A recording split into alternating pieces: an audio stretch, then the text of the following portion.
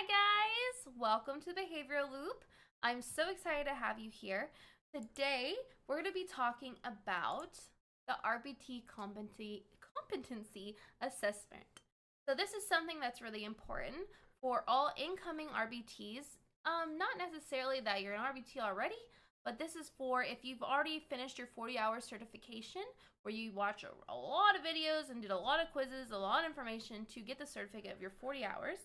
And then you have to have a competency assessment, which means that you have to go in, find a BCBA, and have them test you on all of that 40-hour knowledge you just learned.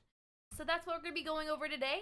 So without further ado, let's go on and look at what's next. This is the RBT Initial Competency Assessment form. You'll see that you'll need to have your name available, which hopefully it's already pre-filled, and then your BACB ID number. This number is really important.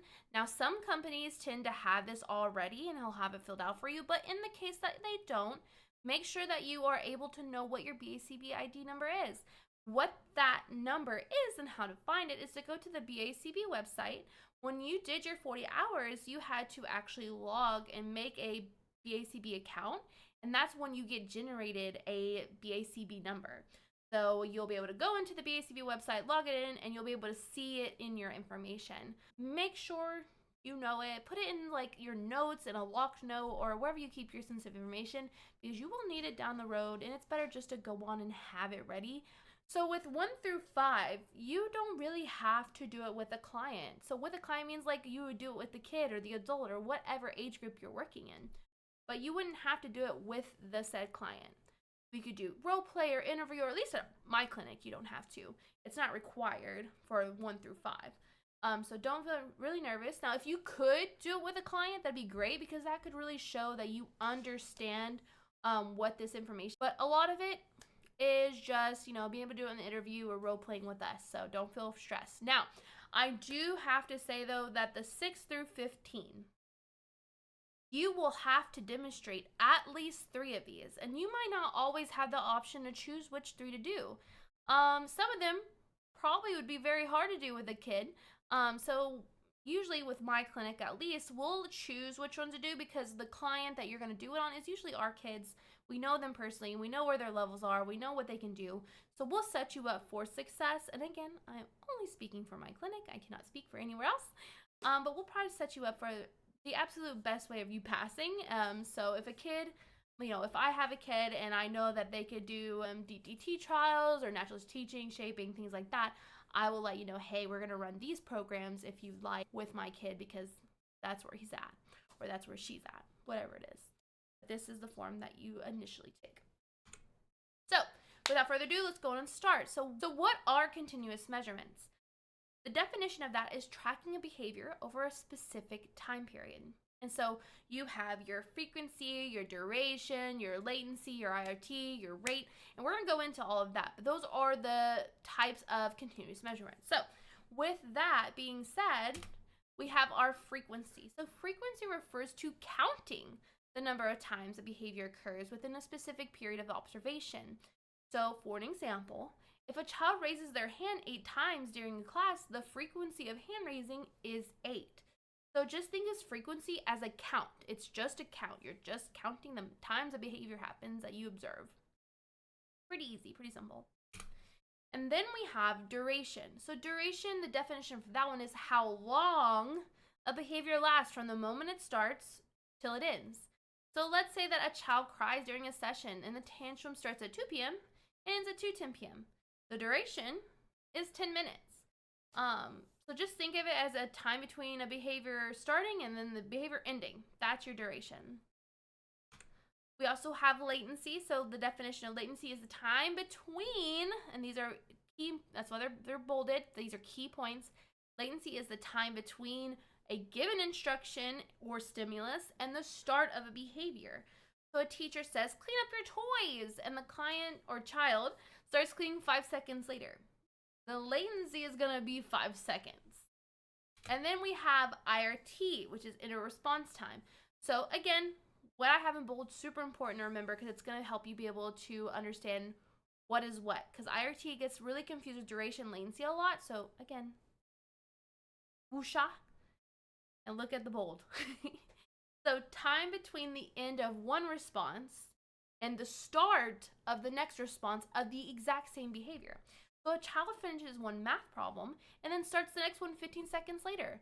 The RT is 15 seconds. Or a kid claps.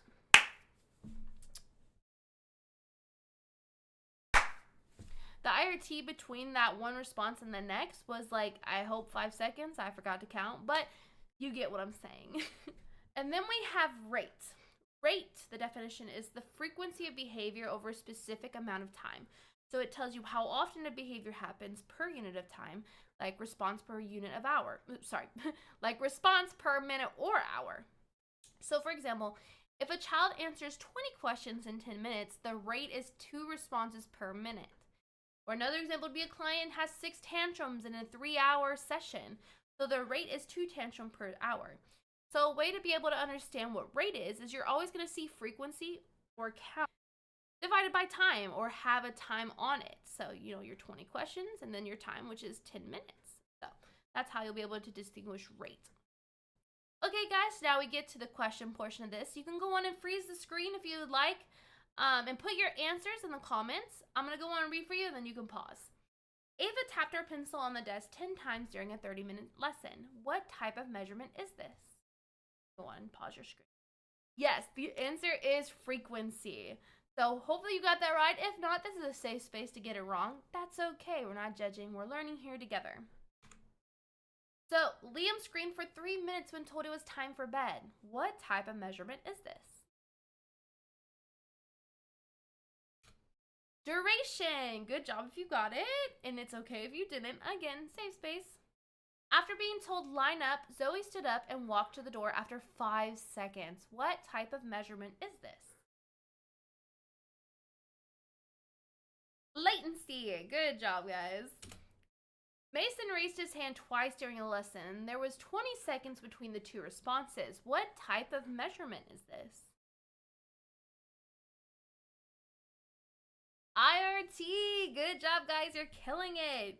Emma answered 15 questions in a 5-minute quiz. What type of measurement is this?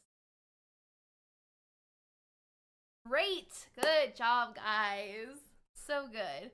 So hopefully you were able to get these right. If not, it's okay. You can revisit, retry, whatever you want. But we're all here to work together. So now on to what are discontinuous measurements. So we have whole interval recording, partial interval recording, momentary time sampling, and play check. So what are those? Whole interval recording. So the definition for whole interval recording is it records data when the behavior occurs throughout the entire time. So the pros of this is more time efficient than continuous measurement and provides a comprehensive overview of the behavior during an interval. The cons is that it may underestimate behavior patterns. Examples is splitting up a 30-minute class period into 4 2-minute intervals and then record if a student is on task for the entire 2-minute interval. So when to use this is when you want to understand whether a behavior occurs continuously throughout the interval or when you want data to support a plan to increase a positive behavior. Then we have partial interval recording. So the definition of this is records data if the behavior occurs at any point during the observation interval. So the pros is it's less time consuming than the whole interval recording. But the cons are it may overestimate behavior. So for an example, on this one, it would be monitoring if a child is aggressive at any point during a 5-minute interval. And when to use this is when you want to know if a behavior occurs during an interval or when you want data to support a plan to decrease a negative behavior. And then we have momentary time sampling. So the definition of this one is it records behavior if the, And then we have momentary time sampling, which is the definition of this is records behavior if it occurs at the very end of the observation interval. The pros is it's efficient and least time consuming method, but the cons is it may underestimate behavior. So the example of this one is it missing behavior that occurs during most of the interval. So when to use this is check if a student is still playing with his toys after the last minute of a 10-minute interval, or when you need a quick general idea of whether a behavior is occurring during specific moments within an interval. And then you have play check. So the definition of play check is it records how many people in a group are on task at the end of an observation. So think of a teacher in a classroom. The pros are it's an efficient way to check on task behaviors of multiple different students. But the cons are it doesn't really measure the entire interval. So an example would be if recording how many students are on task during the last 1 minute of the group activity. So when to use this is whenever you want to assess if a group is staying on task or can't take data continuously. So here are some more questions for you guys. During circle time, the RBT observes whether Mason remains seated for the entire 2-minute interval. If he gets up at any point, the interval is marked as no. What measurement is this? Go on and pause your screens. Whole interval recording. Good job if you got that. If not, again, save space.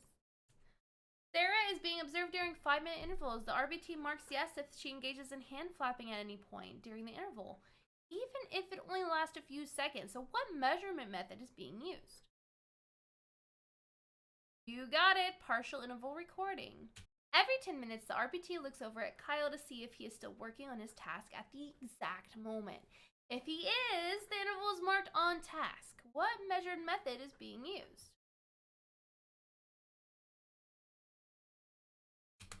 Correct, momentary time sampling. An RBT is working with a small group of 5 children, and every 5 minutes she checks how many children are actively participating in the group activity at that moment and marks how many are on task. What measurement method is being used? You got it, play check. So hopefully you guys got that. If not, it's okay. We're gonna get through. So the next one is data and graphs. So when you're asked like what kind of graphs do we use line graphs. And when we're asking like what kind of data we collect data on behavior. So your y-axis, which is right here, we're gonna have frequency, so your count or your duration, right? And then at the bottom on your x-axis, it's mostly dates of when it occurred and things like that. So pretty simple answer, not too hard. Don't think too hard on it. So our assessment, which is the task 4 through 5, which is your preference assessments and your ABC data. So as you can see, ABC data means antecedent, A, B, behavior, C, consequence. Pretty simple. What it means is what happened before the behavior, what was the behavior, what was the consequence of that behavior. And then our preference assessments are going to be your free operant observation, multiple stimulus with replacement, multiple stimulus without replacement, paired stimulus, and single stimulus. So for your free operant observation or your free operant preference assessment, so think of a playroom, if you've ever been in one, but if you think, and there's multiple toys everywhere, just a plethora of toys. And you just let your kid free, and you're just like, oh, go play. And you're observing what are they playing with, making note of it. That's free operant. So there's no constrictions, no limits. They get to play with whatever, and you're taking data on what they played with and how long. And then we have multiple stimulus with replacement. So let's say that you have 5 toys lined up on a table, and you're like, okay, client, choose a toy, and they choose this toy, right, out of the 5. They play with it, you mark how long, you take it back, and then you mix it up, and then show them the 5 again, and you'd be like, okay, choose one. That's multiple stimulus with replacement, right? So you're replacing the item they just played with, putting it back in the lineup, mixing it up, and have them choose again and see what they choose. It is a very long process, but it's one of the ones you gotta know. And then multiple stimulus without replacement. How that works is say, we have the 5 animals, toys, whatever, lined up. And then we have the client say, all right, choose a toy, and they choose this toy, right? They play with it. And then the time's done, we take that toy, we put it underneath the table, we close the 4, mix them up, and be like, okay, choose another toy. They only have 4 now. And so basically what it is to see the hierarchy of what they choose first and then continuously keep doing it. It's also another long process. But at one point, you're going to get to 1 toy, and then they're just going to, that's going to be what they choose. They're going to play with it. That's how it is it's slowly taking away toys out of the lineup until you're left with just 1. Paired stimulus is you have 2 options. You can play with this toy or this toy. Choose. That's what paired stimulus, and it's just continuously doing that over and over and over and over again. Then we have single stimulus or forced choice. It's where you go and you grab a toy and you be like, here, this, you're playing with this. That's basically what that means. It's a single stimulus. They hit one toy. You see how long they play with it. Write it down. That's how it goes. Then we get to the skill acquisition and behavior reduction. That's your task 6 through 15. This is where you're going to be choosing, or it's going to be chosen for you, what 3 to do with a client to show that you understand and you know how to run one of these. So we're going to go into discrete trial teaching, DTT. So the definition of DTT is it's a structured teaching method where skills are broken into small steps and taught in repeated trials with a clear, and this is important, a clear beginning, middle, and end. So you give the instruction, the SD, and you're like, touch your nose. I'm role-playing it, so I touch my nose, and the consequence is you're going to reinforce me for touching my nose, right? Because I did the correct option. And then if, I didn't touch my nose, I touched my chin, you're going to be like, no, your nose, silly. Beside the point. But that's discrete trial teaching, right? Clear beginning, middle, and end. They either get reinforcement or they get corrected, and then it's done. They know it's done. So an example is, what's your name? The child says, Tommy. And the therapist says, great job, go play. It's a clear beginning, middle, and end.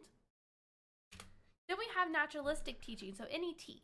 So NET uses a child's natural environment and interest to teach skills during play or daily routines. Now, when we say environment, we don't just mean outside. An environment is anything that the child is around. So if a child's in the living room of a home, that's their environment. If they're in a clinic, in the playroom, that's their environment. Environment is whatever they can interact around them, right? Whatever's interacting around them, that's their environment.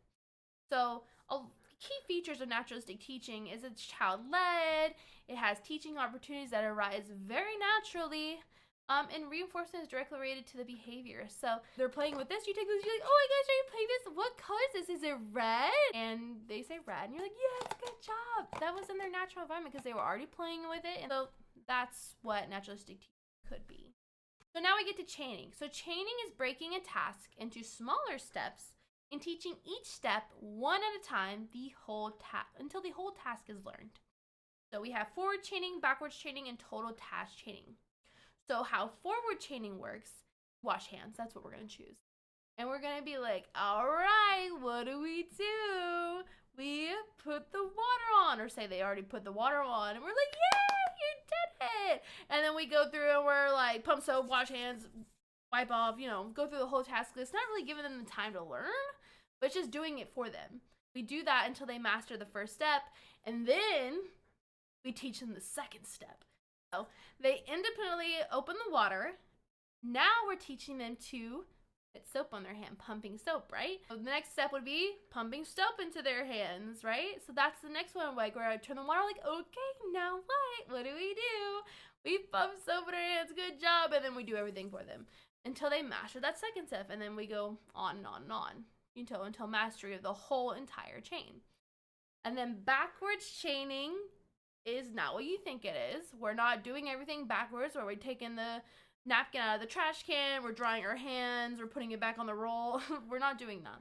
So what backwards chaining is we're doing the first step all the way to the almost last step for them. So we're turning the water on, we're pumping the soap, we're doing this, we're getting the hands wet, we're washing it off, we're doing all that until the last step, which is throwing the paper towel away. So they get the paper towel and you're like, okay, now what do we do? And hopefully they throw it away. If not, we are teaching them that last skill until mastery. And mastery means that they can do it by themselves. And then we go backwards into the list and teach them that step before, which is grabbing the paper towel. So backwards chaining is just that we are teaching the first one, or the last one, and doing everything from step 1 down for them, if that makes sense. And then total task chaining is every step is a learning opportunity. Like, we're not doing everything for them. We're seeing where they're at. And so they turn on the water and we're like, oh my gosh, good job. What's next? Do we pump this soap? Yeah, we pump this soap. All right, do we get our hands wet? We do. Good job. Like, we're giving them reinforcement and praise throughout the whole entire time. So it's a learning opportunity. Shaping. So shaping involves reinforcing successive approximations of a desired behavior. So this is typically used when we are shaping words. A lot of our kids come in, they're nonverbal, or they're Their language is a little rough to understand. They're taking therapy, things like that. So we're just helping with the echoics, which is the echoics for ABA is to be able to help them be able to tell us what they want, because the most important thing is speech, because we want them to be able to communicate what they want. So as you can see in the example, saying ball, child says ba, they're reinforced, they master that. Child says ba, reinforced, but if they say ba, not reinforced. If they say ball, they get reinforced, but they're not being reinforced for ba or ba anymore. Discrimination training. So it's teaching a client to tell the difference between two or more stimuli. So we're presenting two items and we're reinforcing the correct response. So the therapist shows a red card and a blue card, and the therapist says touch red, and the client will touch red, and you'll be like, good job, you did it. Or if they touch the not red, the blue card, you'll be like, no, that's not it, try again. Where's the red card? And then hopefully they touch it, they give the response or the reinforcement. And then we have stimulus control transfer. So transferring control of a behavior from a prompt to a natural cue. So the client responds without needing any help. So initially therapists will say clap, and then physically glide the hands of the kid to the prompt. So they're like, pretend there's hands on my hand, clapping, right?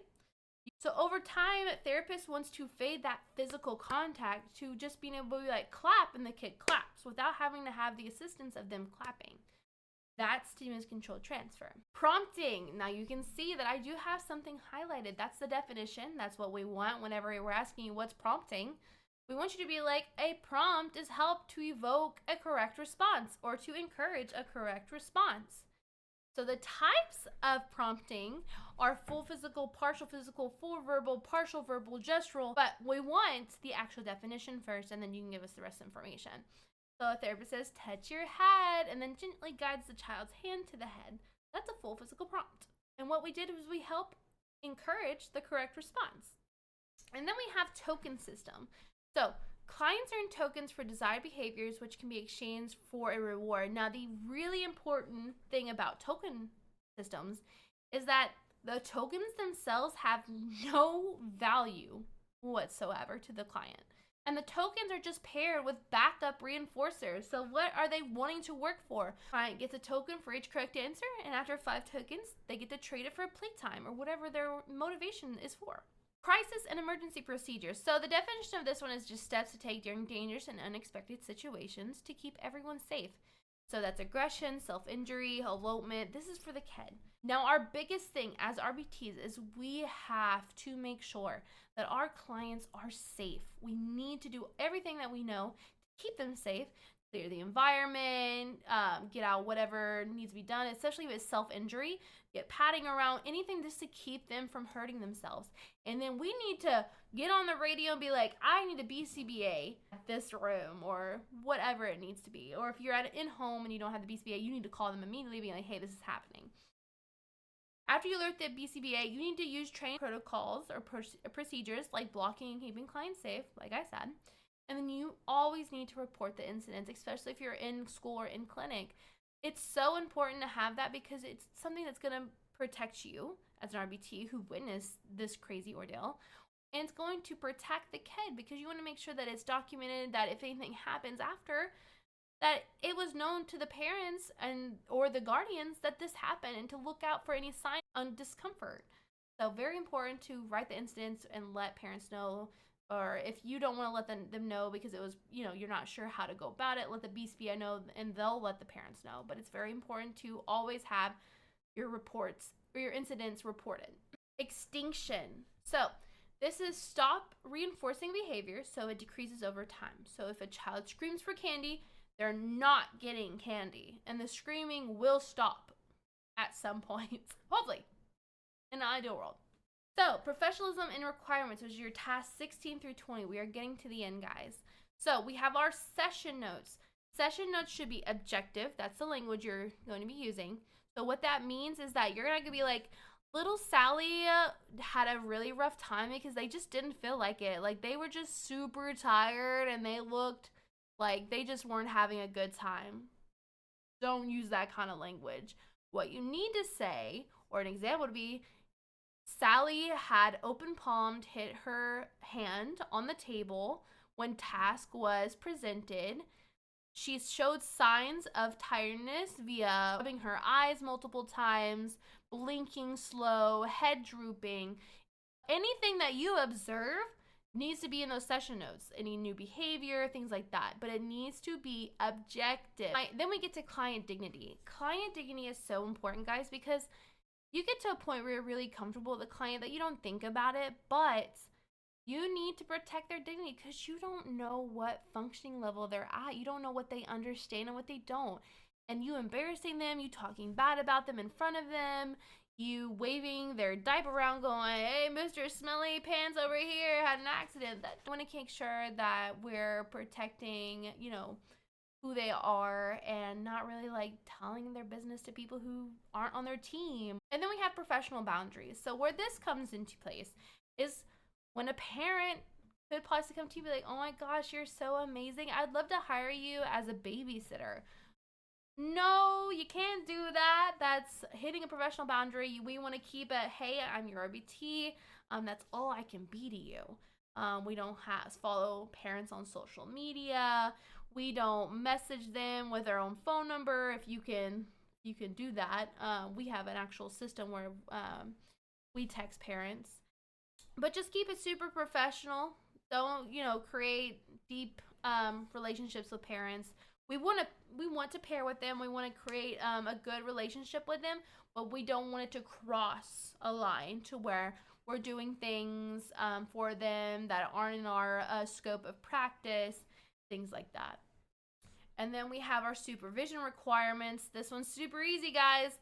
Our supervision requirements RBTs is only 5% of our total hours in a month. And then lastly is clinical direction. So when we ask this, it basically says at what point in time would go to a BCBA and ask them for advice or feedback. So what you can say for this is I would go to my BCBA whenever a new behavior happens and I'm unsure on how to approach it and how to deal with it, how to do the consequences, the whole ABC protocol. That would be a option for you guys on being able to do clinical direction. So just seeking out BCBA, asking them what you need to do because you're just not sure what to do in this new behavior that just appeared out of nowhere. And they'll help you figure out the function. They'll be able to tell you what the new behavioral intervention plan is for that, and you'll just be able to understand your client a little bit better. So, thank you so much, guys, for coming. I hope this was really helpful. Please leave a comment, subscribe, and I will see you again on another time.